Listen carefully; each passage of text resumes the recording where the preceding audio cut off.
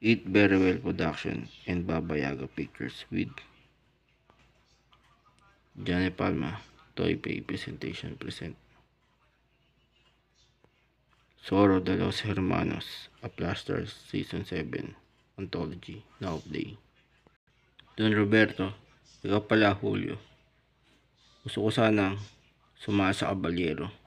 Anong sabi mo?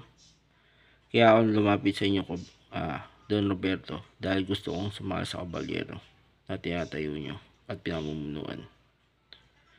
Kaysa masayang ang buhay ko sa pagiging parata, naisipan ko lang sumali sa grupo ng kabalyero. Kaya nakikiusap ako sa iyo, Don Roberto. Tulungan mo ako maging member ng kabalyero. Sige, tutulungan kita kung talagang desisito ka na. Maraming salamat, Don Roberto. Kayo, Luis Aragon at Horacio Pelaez ay ganap na bilang gobernador at kapitan municipal nitong bayan Angeles.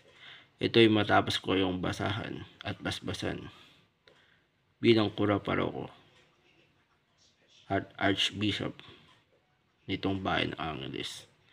Maraming salamat, Friday Thomas. Walang anuman kung ganun. Marami talagang masamang loob tulad natin ang nagkaka-interes na mahuli o mapatay si Zorro.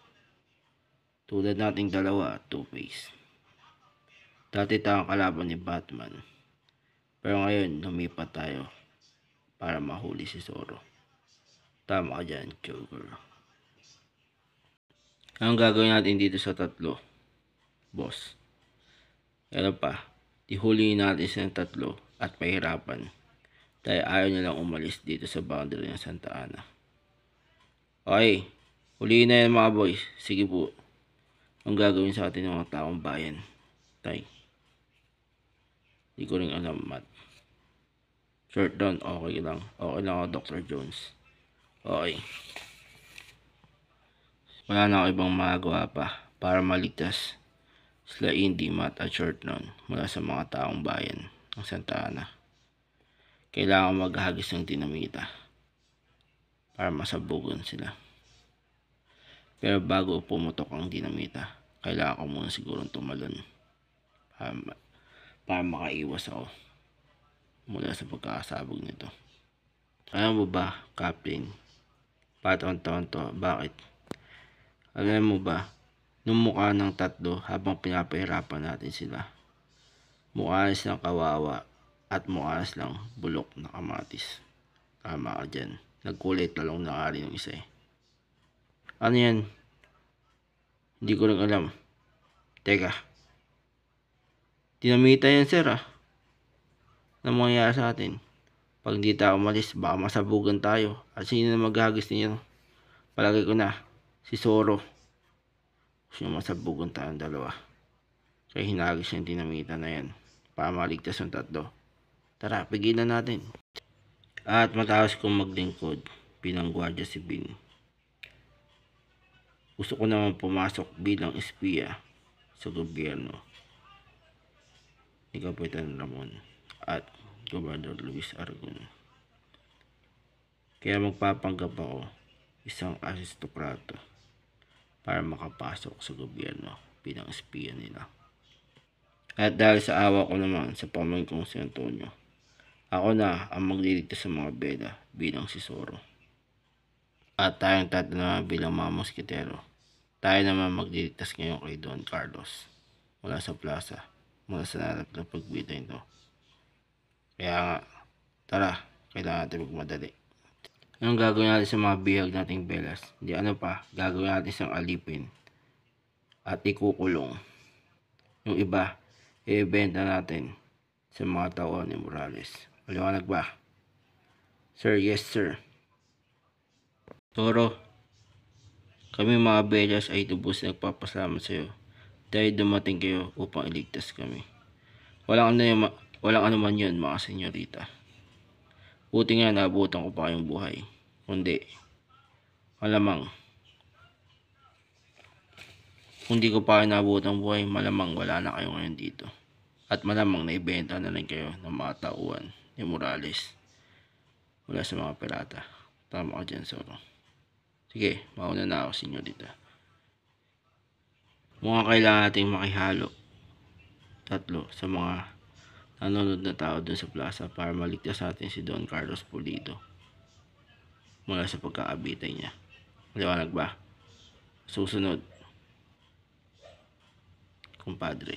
Okay tayo na. Bago pa muli ng lahat. Ngayon, mataas natin mapigilan ang dalawang nakambang panganib sa ating kanina. Una, ng pagkadukot ng mga belyas. Pangalawa, pagbitaw kay Don Carlos Pulido. Mukhang kailangan nating bumalik sa ating kuta at magandaan ang mga susunod pang panganib na kailangan nating harapin. Maliwanag ba, boys? Maliwanag, Zoro. Okay tayo na. Babonos. Master Yoshi, Goku, bakit ano yung Kara? Gusto ko rin sana magsuot ng maskara ni Zoro o ng kabalyero. Pwede nyo ba akong tulungan? Okay, sige. Pagbibigyan ka namin ni Goku upang gawin ito, Kara. Sige, magsuot ka ng maskara ni Zoro o ng kabalyero. Maraming salamat po, Master Yoshi. Bala ko sana magpatupad, Gobernador Aragon, ng batas na bitay sa pamamagitan ng Firing Squad. Ito ay para sa mga korap na leader na namumuno sa bayan ng San Lucas. Ano sa tingin mo? Kayo pong masusunod, Reyna Wana. At mahirap po kayong tanggihan. Mabuti namang sa ganun. At isang Indian bakla naman ang pag-iinitan ko at gusto kong habulin at patahin. Captain Bedsing. Bakit ano yun, Commander Baggy the Clown? Ito'y matapos niyang saksihan ng bakla ang ating illegal na transaksyon sa bayan ng San Lucas. Tama yan ang gagawin mo, Captain Baggy. Gusto kong habulin mo at batahin kaagad ang baklang Indio na yan bago pa niya ikalat ang ating illegal na transaksyon. Buti na lang dito kasama ni Diego at Bruce muna nagpunta at nagtungo. Ano ba ang nakita mo talaga, kapatid?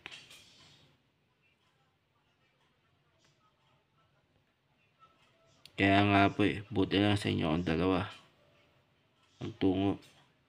At bala ko na ikwento kung ano talaga nakita ko. Kaya sana matulungan nyo ako.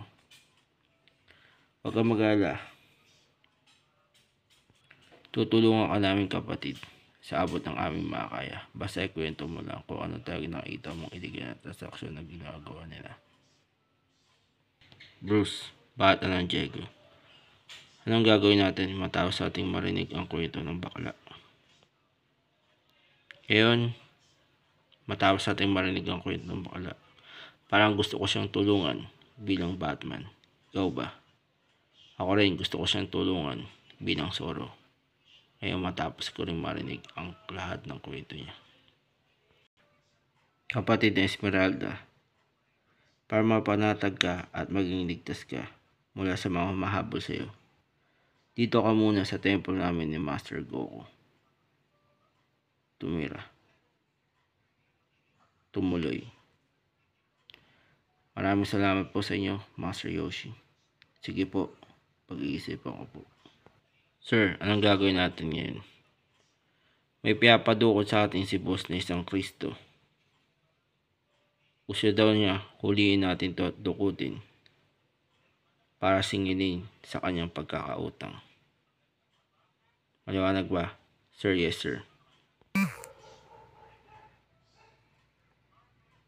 Boss, pasensya na po. Kahit ano pong singin yung gawin sa akin, wala po talaga may ibabayad. Ang lakas-lakas mo magsugal, pero wala ka na may ibabayad sa mga utang mo. Patawad po, boss. Gagali mo talaga kami. At bilang kabayaran sa iyong utang, ang gagawin namin sa iyo ay tatanggalan ka namin ng ulo.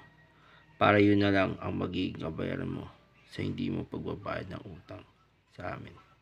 Boss, wag po, wag. Okay, hawakan siya. Tatanggalan ko siya ng ulo. Sige po, boss. Pero bago mangyari lahat yun, kaagad ako darating para iligtas ang inosenteng Kristo na yan. Si Zoro, boss, anong gagawin natin? Di ano pa, wala rin naman tayo laban sa kanya. Umatras na tayo. At tumakbo na rin. Bago pa natabo na. Sige, boss. Wala ka na dapat ipag-alala, kapatid, dahil ligtas ka na. Tara na, at iuwi na kita sa inyong pamilya. Maraming salamat po, boss. Dumating ka. Walang alaman yun.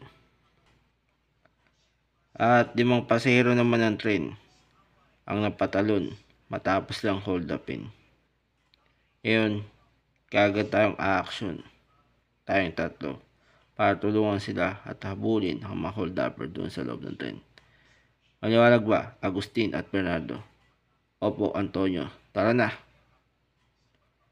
At ang gagawin natin, ligtas natin ang mga pasahero sa tren. At balak ko nang mag-appoint sana ng mga magiging regional governor para maiwasan ang destabilisasyon sa buong arian. Ito'y matapos mag-shutdown ang Senado dahil sa issue ng corruption. Ano sa patilagay mo, Gobernador Aragon? Palagay ko, tama ka dyan, Reynawana. Kailangan mo na talaga mag-appoint na ng regional governor na tututok dito sa corruption na to para maiwasan din ang destabilisasyon na sinasabi dahilan na pagkakasala ng Senado. Maging okay nung heart ni Pancho at maging okay yung result ng 2D echo niya para makasampan siyang barko. Maging okay din yung health ni Mama. Lumiit ng tiyan at binti niya. Humaba pang buhay niya. Pinaubaya ko na lahat ito sa iyo bukas, Lord Jesus. Mangyari at matupad lahat ito bukas. Hiraya manawari. Amen. The epic saga continues.